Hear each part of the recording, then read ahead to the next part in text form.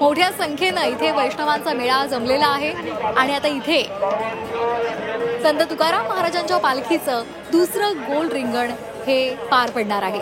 टाळकरी, पताकाधारी, विणेकरी, समस्त महिला वर्ग डोक्यावर तुळशी वृंदावन घेऊन या गोल रिंगणामध्ये धाव घेणार आहे।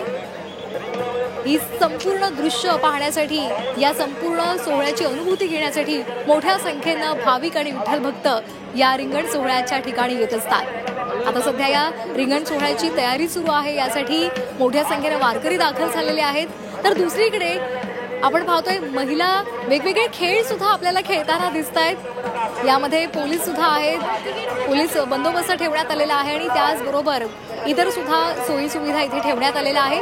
थोड्याच वेळात या रिंगण सोहळ्याला सुरुवात होणार आहे। डोळ्यांचं पारणं फेडणारा असा हा अतिशय सुंदर नेत्रदीपक असा हा सोहळा।